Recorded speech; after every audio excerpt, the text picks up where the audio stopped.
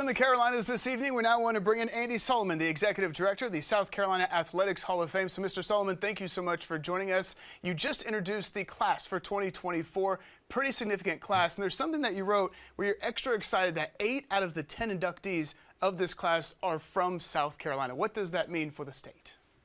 Well, it means that we are a very, very good state athletically. We've got some terrific athletes already in. As I like to say, we have a lot of Franks and Joes, like Frank McGuire and Frank Howard and Shoeless Joe Jackson and Joe Frazier.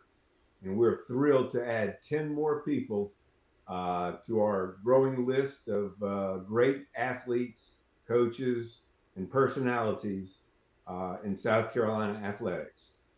And this class is headlined by 3 significant individuals that we have on our screen here. And it's Marcus Lattimore, Jack Leggett, and Lucas Glover. So all 3 really kind of span the whole spectrum here. You got USC represented, you got Clemson represented. For these 3 individuals, is it sometimes where picking the inductees is pretty easy? Because some people may look at these 3 and say, well, yes, of course.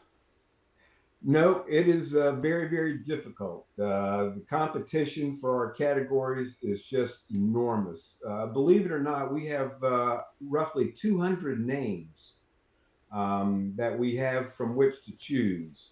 And the big names usually rise to the top.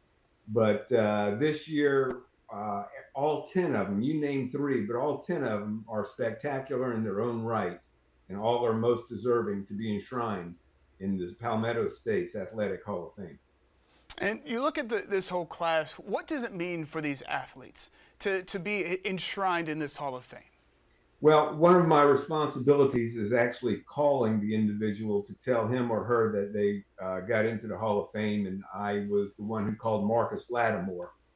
And as much fun as it for them to receive the phone call, it's equally fun for me to make the call. With Marcus Lattimore, I heard deafening silence when I told him. And I like to hear that silence because they're registering just what it means to be in the South Carolina Athletic Hall of Fame. I spoke to several others. I just got off the phone with Clifford Ray, who had a spectacular NBA career from Union, South Carolina, and he was just ecstatic. And all of these who got in, I've spoken with them all, and they're just very, very appreciative, very grateful. But back to your previous question, when you have 200 names, you pare it down to about a working 35, and then our entire board of directors votes on them. And like I said, the ones usually go to the top.